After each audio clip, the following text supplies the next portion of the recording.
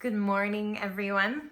Today we are going to read Duck, Duck, Goose, written and illustrated by Tad Hills. You might remember these cute little characters from a story we did a couple of weeks ago. Goose stood very still. He did not want to disturb the butterfly on his head. Just wait until Duck gets a look at this, he thought. Bluebird, have you seen Duck? He asked carefully. He's approaching from the west, said Bluebird, and he's not alone. Not alone, honked Goose. And where's west? That away. Bluebird pointed and was gone.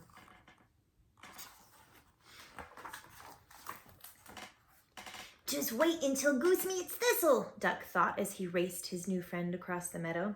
Along the way, he shouted out all his and Goose's favorite spots.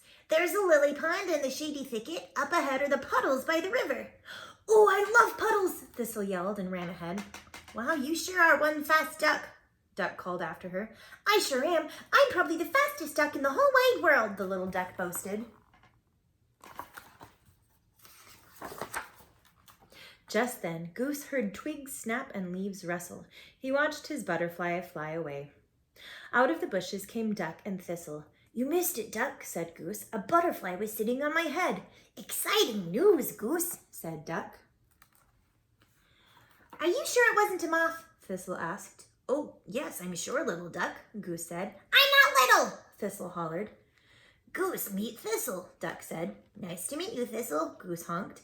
How long is she staying? He whispered to Duck. Forever, said Duck happily. She just moved here. You know, Duck, Thistle said, once 3 butterflies landed on my head all at the same time. She leapt in the air. 3 butterflies all at the same time. Isn't Thistle amazing, Goose? Duck quacked. Yeah, she's something, all right. That's 2 more butterflies than you had, said Duck. I know I can add, mumbled Goose. Hey, I'm really good at math too, exclaimed Thistle. I'm probably the best.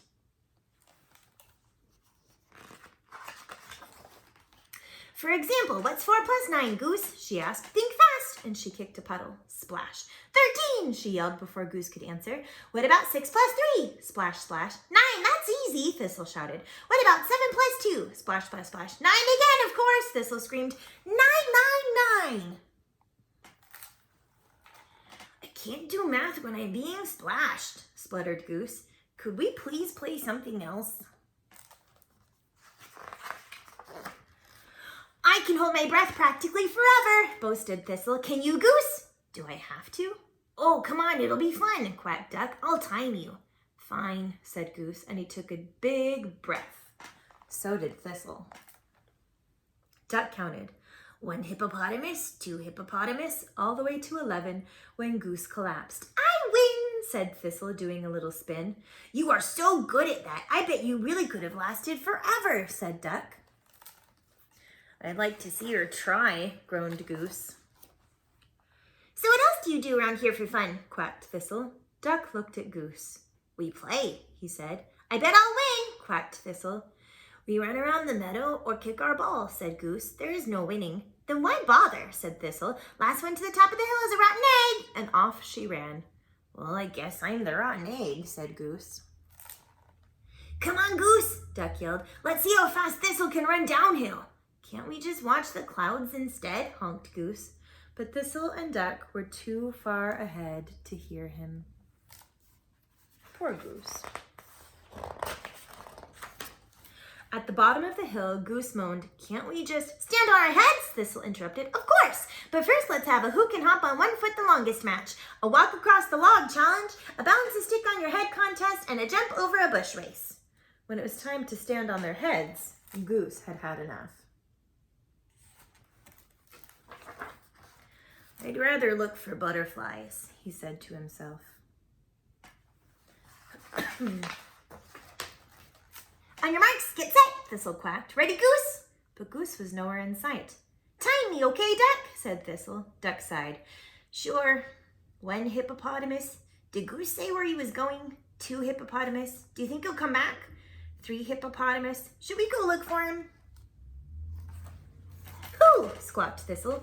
Goose, squawked Duck. Oh, that guy was going to lose anyway. Now let's see if I can beat my personal record. Keep counting. What is your record, Thistle? 3,513. By sixth hippopotamus, Duck had had enough.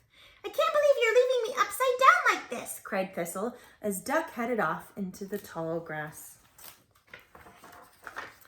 Duck looked for Goose in all their favorite places, but the lily pond was empty, the shady thicket was dark and quiet, and the riverbank felt lonely.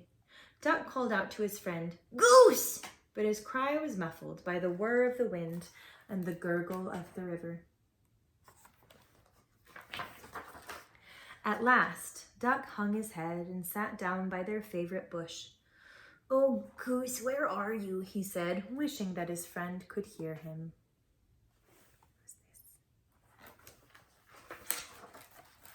From behind the bush came a familiar honk.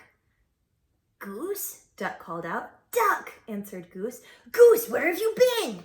Goose sighed. I don't like to stand on my head. No, said Duck. Actually, I don't either. And when I hold my breath too long, I get dizzy. Me too, said Duck. And walking across a log scares me. Duck looked at Goose. I thought you did a great job. But Thistle won every time, Goose said. She's very talented. Duck nodded. I think she's had lots of practice. You know, said Goose, hopping on one foot is fun for a while, but sometimes I like to sit and smell the flowers. Or listen to the river, Duck added. Or feel a warm breeze, said Goose. Or look for butterflies, quacked Duck. Or even kick the ball around the meadow, honked Goose. Hey, good idea, agreed Duck. Suddenly, out of the tall grass, Thistle appeared. Wow, you guys are good hiders, she quacked. You're a good finder, said Goose. What should we do now? Asked Thistle. I think it's time for a nap, Goose said. Duck pretended to yawn. Oh, I bet I could fall asleep faster than anyone. Not faster than me, Goose said. I'm the fastest faller asleeper ever. Okay, said Goose. Whoever falls asleep first and sleeps the longest is the all-time best, Duck quacked. Champion napper, Goose honked. In the whole wide world, shouted Thistle. Unluckily for Duck and Goose, Thistle was. The end.